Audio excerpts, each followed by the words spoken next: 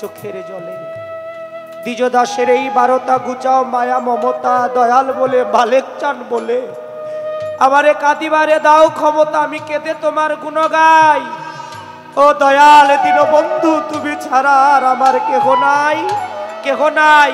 তুমি মাতা, তুমি পিতা, তুমি বন্ধু, তুমি ভাই। আমি কি তোমাকেই সবকিছু মনে করেছি। নিদানকালে দুঃখের দরদি, তুমি ছাড়া আমার কেউ নাই। বাংলাদেশে ইসলাম প্রচার করার জন্য 360 আউলিয়া আসছে ইসলাম প্রচার করতে।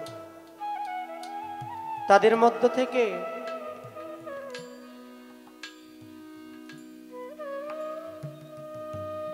সবাই নিজের বাড়ি ঘর ছেড়ে, স্ত্রী সন্তান, নিজের গ্রাম, নিজের জন্মভূমি ছেড়ে এই বাংলাদেশে আসতে ইসলাম প্রচারের জন্য। শাহজালাল শাহপরাণ তাদের মধ্যে প্রধান। শাহজালাল বাবা, শাহপরাণ বাবা, 360 আউলিয়া সবাই শাহজালাল বাবাকে মহব্বত করে, শাহজালাল বাবাকে দেখে, শাহজালাল বাবার প্রেমে পড়ে, শাহজালাল বাবাকে মহব্বত করে, শাহজালাল বাবার জন্য সব কিছু ছেড়ে শাহজালাল বাবার চরণের দাসী হয়ে আছে।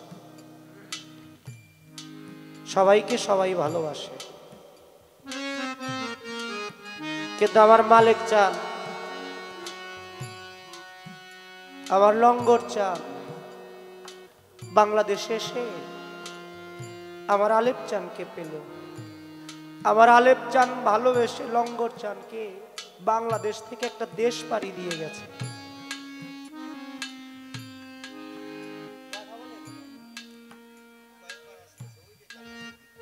বাংলাদেশ থেকে একটা দেশে পাড়ি দিয়ে গেছে।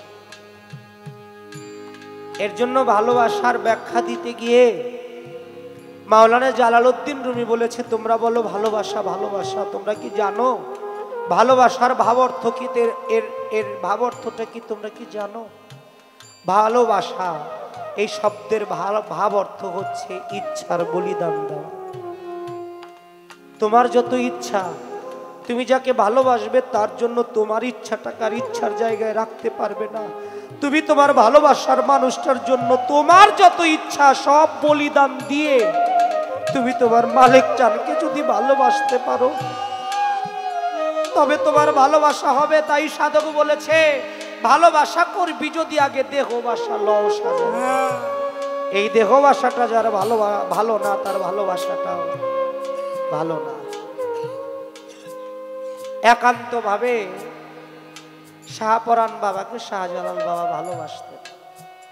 একদিন ডেকে বলে, শাহপরাণ,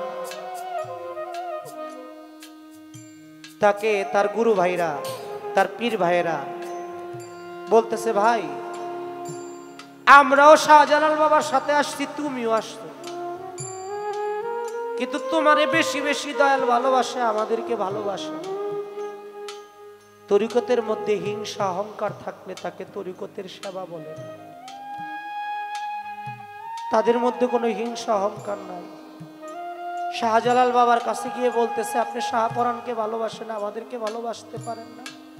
তোমাদেরকেও ভালোবাসি। শাহজালাল বাবা বলে, কয় কেন জানি মনে হয় শাহপরাণকে আপনি বেশি ভালোবাসেন। কেন বেশি ভালোবাসি তোমরা দেখবা না শুনবা। শাহজালাল বাবা যখন বলল, ভক্তরা বলে আমরা দেখলে আর তো শোনার দরকার পড়ে না, আমরা দেখতে চাই। ডাক দিয়েছে শাহপরাণ, ডাক দিতে দেরি, শাহপরাণ আসতে দেরি করে না। এর জন্য মাওলানা জালালউদ্দিন রুমি বলেছে, একটা ভক্তের গায়ে যদি কুকুরের আদর্শ 10টা স্বভাব জাগৃত না হয়, সে ভক্ত কখনো ভক্তে পরিণত হতে পারে না। কুকুর কি করে? নিজে না খায়ও মনির বের বাড়িটা ছাড়ে না, কানটা মাটির মধ্যে লাগায় রাখে, বাড়িতে একটা পাতা পড়লেও ঘেউ ঘেউ করে উঠে, আমার মনিবের কোনো শত্রু আসলো কিনা। মনিব যদি রাগ হইয়া কুকুরের মাথায় একটা বাড়িও দেয়, তাতে যদি কুকুরের মাথাও ফেটে যায়, কুকুর অভিমান করে দূরে সরে থাকে। আবার যখন মনিব তার নাম ধরে ডাক দেয়, ডাক দেওয়ার সাথে সাথে কুকুর তার অভিমানটাকে ভুলে গিয়ে মনিবের কাছে এসে মাথাটা নত করে মনিবের কাছে দাঁড়ায়। কুকুর ওই রকম স্বভাব ভক্তের মধ্যে জাগৃত হয়। নামের ভক্ত তো আমরা অভাব নাই বাবা, আমরাও ভক্ত। বনের একটা পশু বীর হনুমান, তিনিও ছিল ভক্ত। লক্ষ টাকার মুক্তার মালা দিয়েছিল মা সীতা। হনুমান নাকের মধ্যে নিয়ে ঘ্রাণ সঙ্গে, আবার কানে নিয়ে শুনে, চোখে নিয়ে দেখে, মালাটা ছিঁড়ে মালা মুক্তার দানাগুলো মুখের মধ্যে রাখে। একটু পরে মা বলতেছে, তুই একটা বনের পশু, তুই লক্ষ টাকার মুক্তার মালার মূল্য কি বুঝবি? সেই দিন হনুমান কেঁদে কেঁদে বলেছিল, মা গো, কানের মধ্যে নিয়ে মালা দেখলাম আমার রাম নামে ধ্বনি সে থায় না।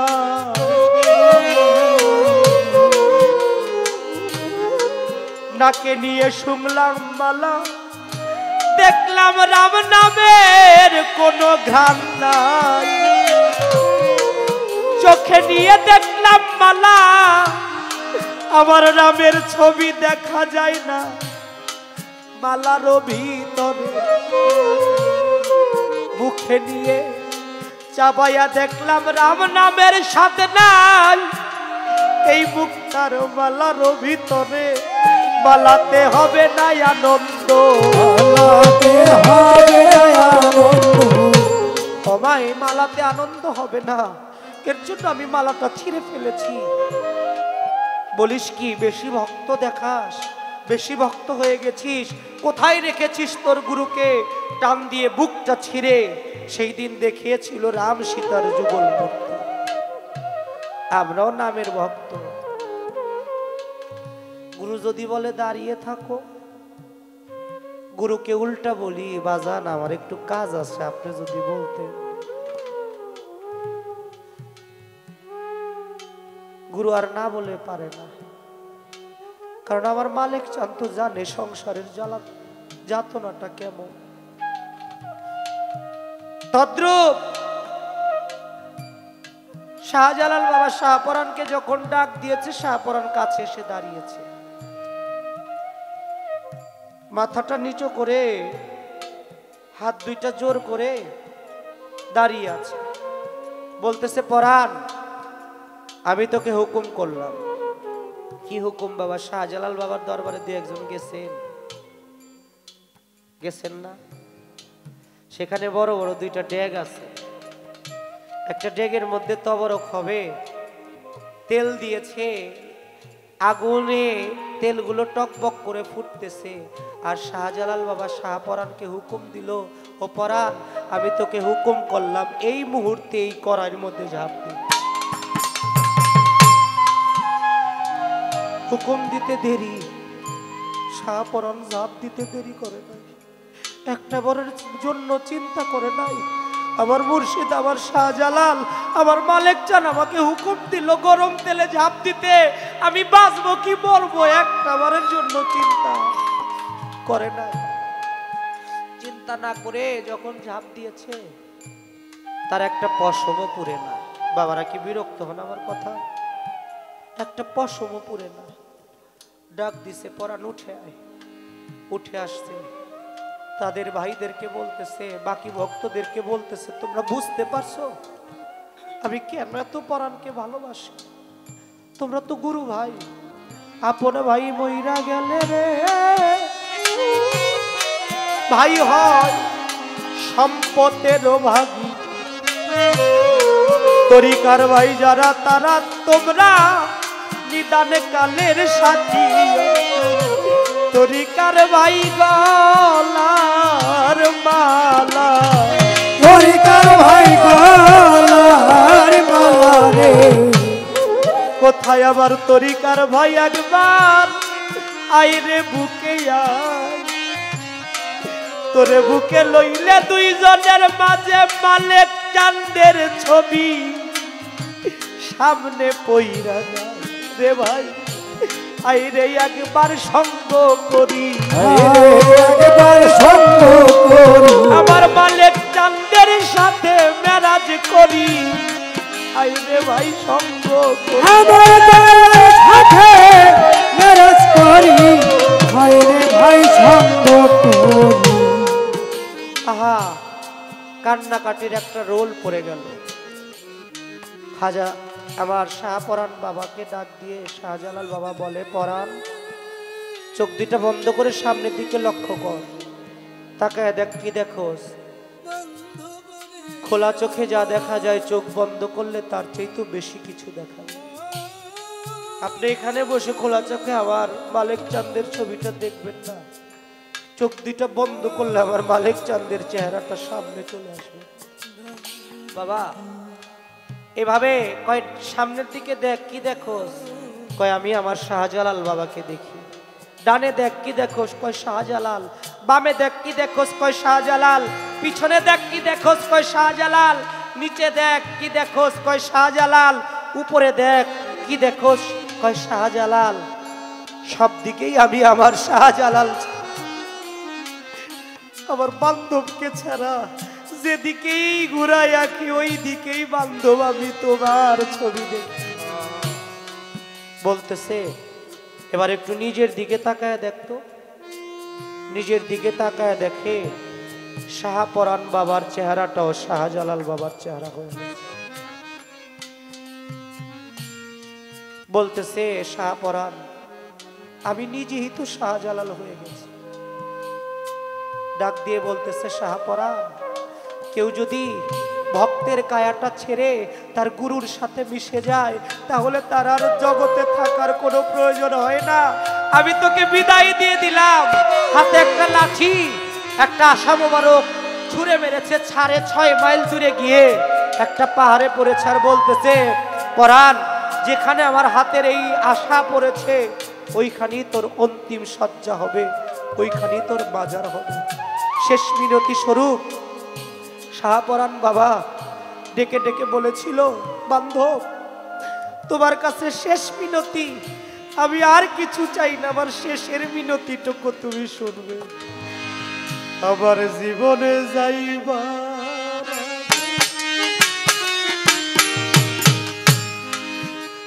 ওরে আমার পরাণ যাইবার আগে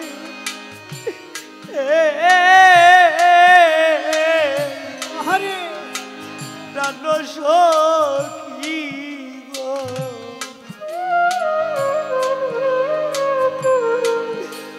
মালিক তারে দেখাও তারে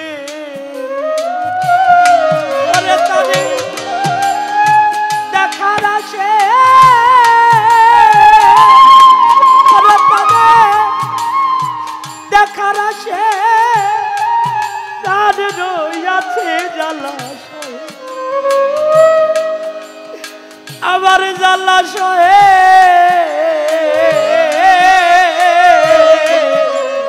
নাই অন্তরে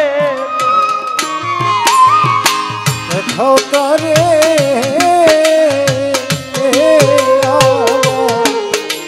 জীবন যাইবা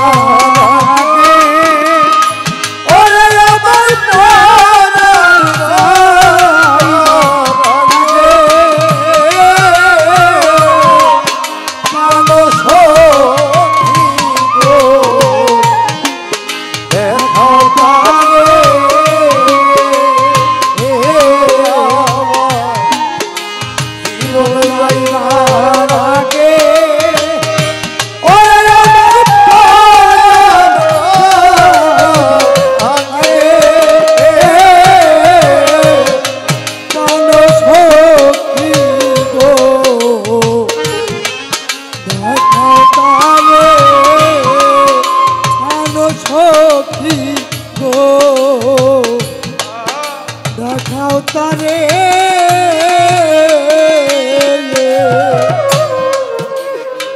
আমার যত নয়ন বাড়ি আমারি বিচার রাখিও কটোরা করি গো আমার যত নয়ন বাড়ি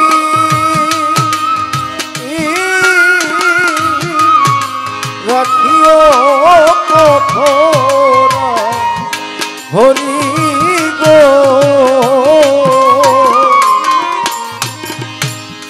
আমার যত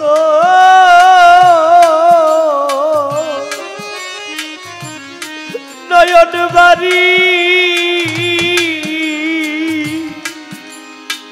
আমার তরিকার ভাই রাখিও কটোরা হরি রে ওরে আমার কাঁদে বন্ধু আসলে বাড়ি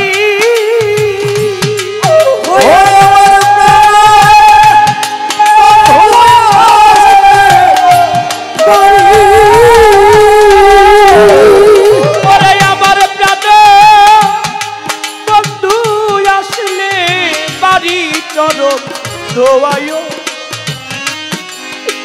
চরণ দোয়ায়ো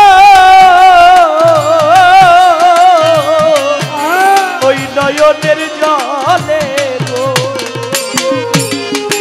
দেখাও তারে হে আমার জীবন যাইবার আগে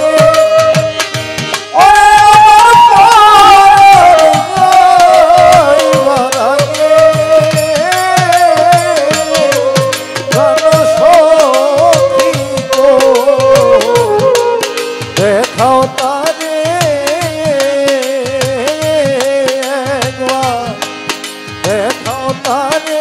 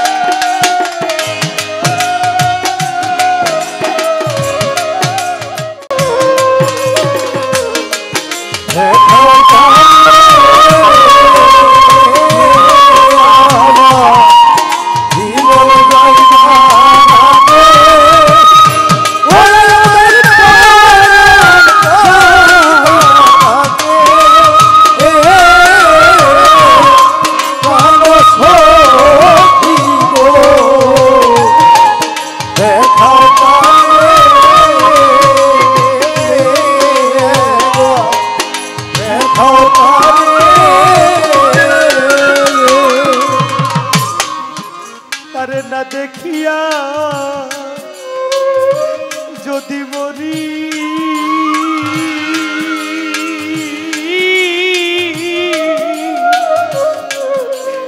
তোমরা যত সহ জানি রে আমি তারে না দেখিয়া যদি মরি তোমরা যত সহচরী গো তারে না দেখিয়া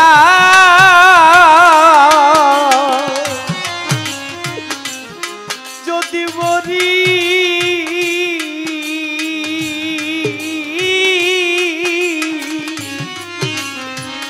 তোরা যত সহ চরিরে দরদি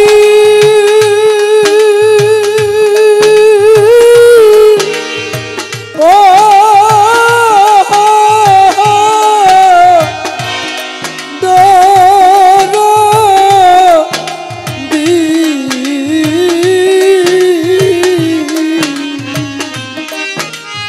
আমার প্রাণ মালকে যা আসলে দেশে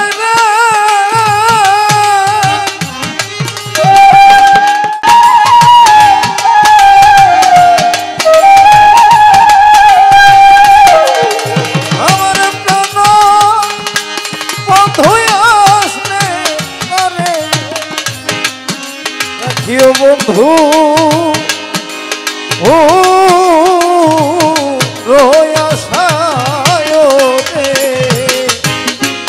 দেখাও তারে আমার জীবন যাইবার আগে যাইবার আগে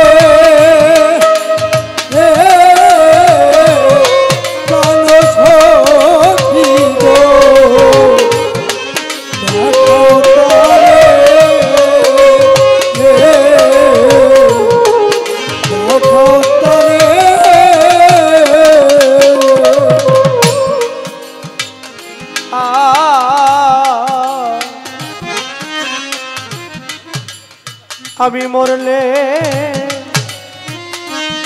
করি সেই কার তরি কারবার কাইটা রাখিস মোর বুকের চাম গো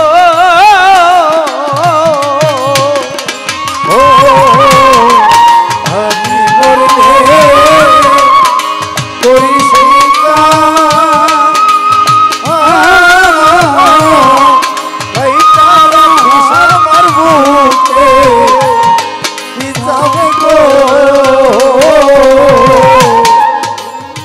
আমি মরলে করি সেই কাজ দরবারি ভাই কাইটা রাখিস মোর বুকের চাম গো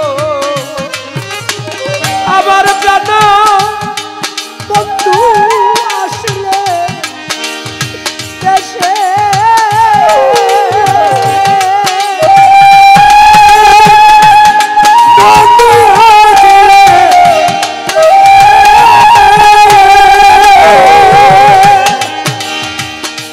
আমার মালে বন্ধু আসলে দেশে বসতে দিও কাটা যাবে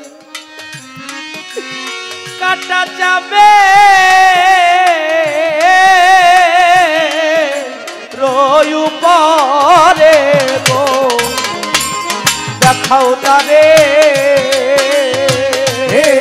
আমার জীবন যাইবার আগে ওরে আমার প্রাণ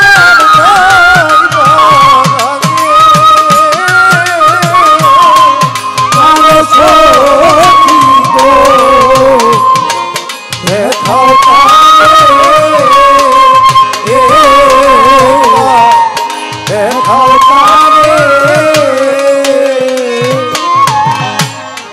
যদি বৈশাখ কাটা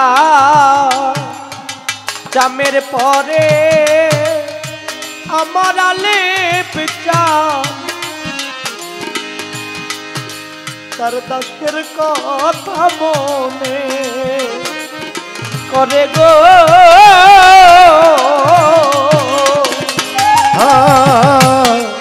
বৈশাখ কাটা জামের পরে যদি আমার কথা মনে পড়ে মালিক জান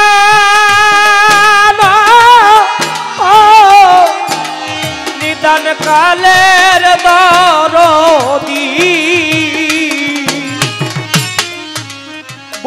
কাটা এ চামের পরে বান্ধব যদি দাসের কথা মনে করে গো ওরে দেওয়ান বলে বলে সফল জন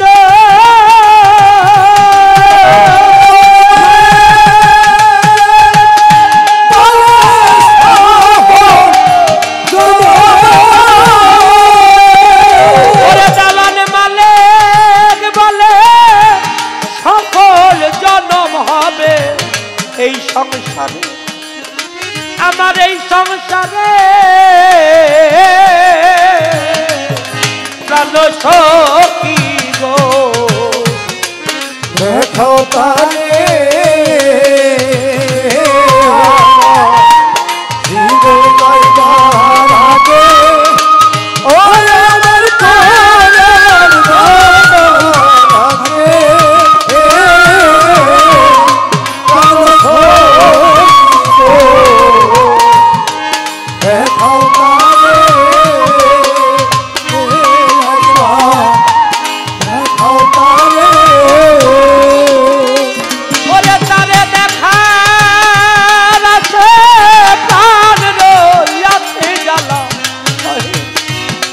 আমার জ্বালা সহে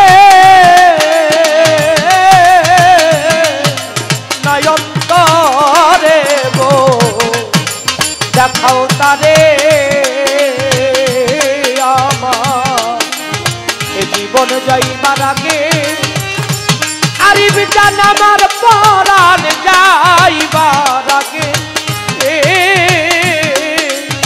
প্রাণ সখী গো দেখাও তারে প্রাণ সখী গো দেখাও তারে।